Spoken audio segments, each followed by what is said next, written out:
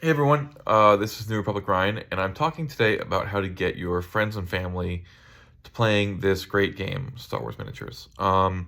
Whether you are a longtime fan or you're a new person joining the community and wanting to get them in, here's some good ways to start. The whole reason that I am back into this is because I wanted to revive the community and bring more attention and energy to this classic game. So I want to spread the love, and I'm here to help you do that. Here's the first rule. Number one, let them pick the era of Star Wars, but then you make the squad. This is really important. If you have the ability to play multiple eras with your collection, let them decide what they want to do and how they feel most excited by Star Wars. Ask them, are they prequel fans? Are they, missing the EU and they want to see the New Republic? Or do they love KOTOR? Is the classic Rebels versus Imperials what they love most about Star Wars? When I introduced my friend to Star Wars miniatures a few days ago, he expressed an interest in doing KOTOR. So even though I didn't have a lot of KOTOR miniatures, I picked up that Wookiee and that Sith just to enhance my KOTOR experience, and I think it was really good because he was able to see Malik on the field and have a lot of fun with these KOTOR characters that are so exciting to him about Star Wars. That also showed the uniqueness of this game, because how many of the Star Wars games out there right now allow you to play with KOTOR characters? None. I think maybe the High Republic. I don't know, but certainly not Darth Malik. Yeah. But once they pick the era, you make the squad, and this is really important to me. Is squad construction. So I want to talk about that for a minute. The number one rule there is to keep it simple. Do not overload them with complicated abilities that will turn them off. But also put in enough fun abilities that it's interesting. You're going to have to tailor this to how into wargaming and tabletop and RPG stuff your friend or family member is. But I think I try to find a happy medium between keeping the abilities easy to learn, but also exciting. And that's why I picked up that Sith Trooper or that Sith Operative who had Cunning Attack, because I wanted to get a Sith character with Cunning Attack so they could learn about how activations play in and keep it interesting, but not overwhelming in a sense. And that Wookiee I wanted to have simply because he has Charging Assault and Momentum, which gives a little good introduction to how special abilities replace turns and give damage boosts when you use movement. So you want to construct abilities that I think are simple but enhance the game. And for me, that means leaving out major door control stuff, because people get so hung up on door control when you're explaining the game. It happens every time. They cannot remember whether doors are open or closed. And when you try to introduce override or door gimmick, it gets even more complicated. People get aggravated. They get turned off.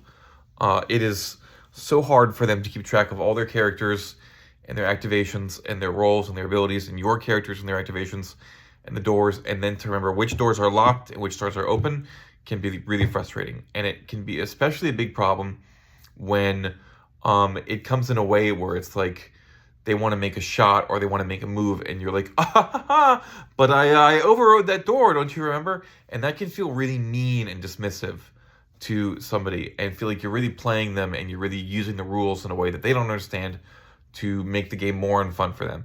And you really want to avoid that. As much as it might be fun when you're first playing or introducing someone to try and play with a great squad, don't go for the most OP meta override characters. I'm begging you, don't do it. If you want to stick Satchel Charge in, I think that's fine. I put an Ugonaut Demolitionist in one of my squads because I think Satchel Charge is a little easier to remember. The door is blown up, it's over, it's done. You can put a little marker on it. Very simple. That's not a bad way to introduce advanced door mechanics.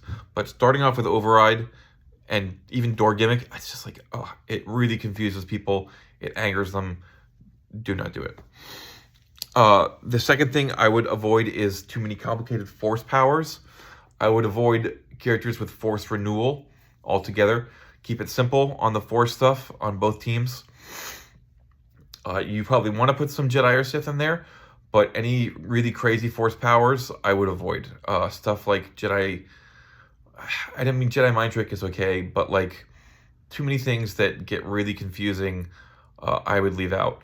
Keep it simple to like damage boosts, multi-attack stuff, maybe some activation control stuff. I put stun characters in because activation control is an important part of the game and I want to introduce it, but that's not very confusing. It's just boom, you're activated.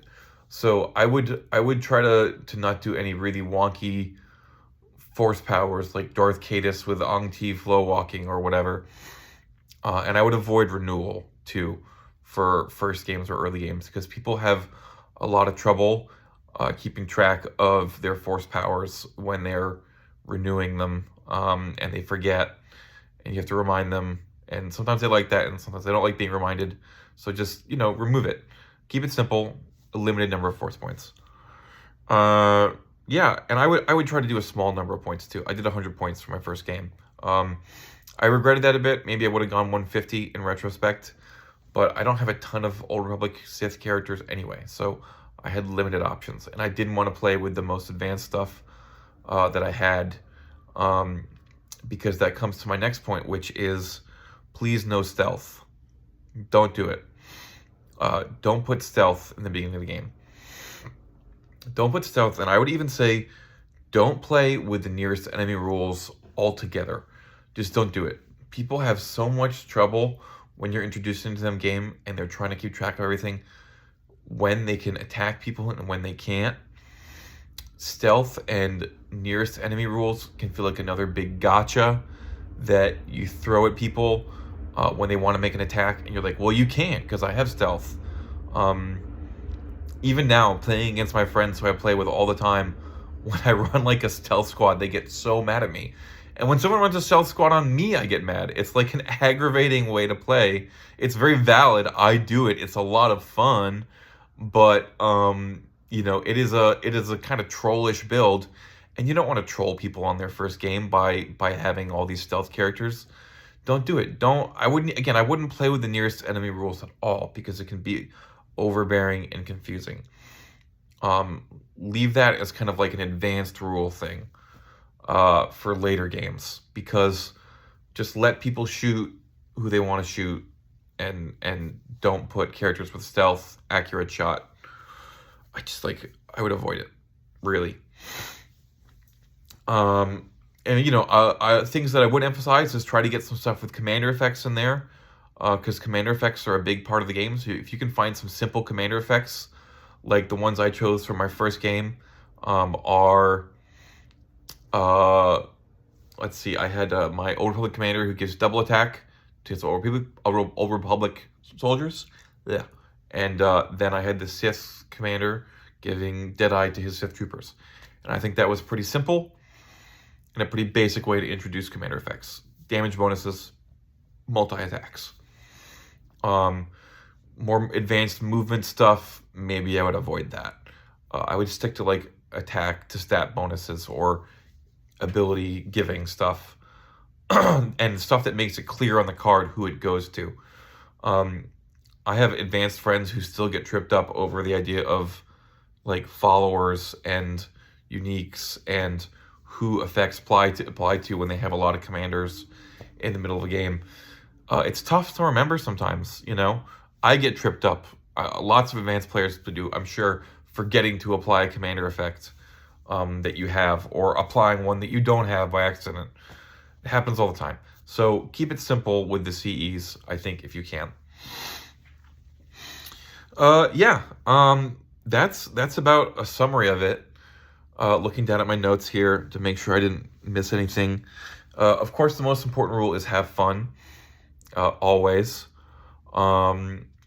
I think I'm going to put a title card at the start of this video because I forgot to say it, but if you want to look at the blue milk squads that I made, I put a link to my blue milk that I've made public just for this video and some other videos. Look at the OR squad I made and the Sith squad I made.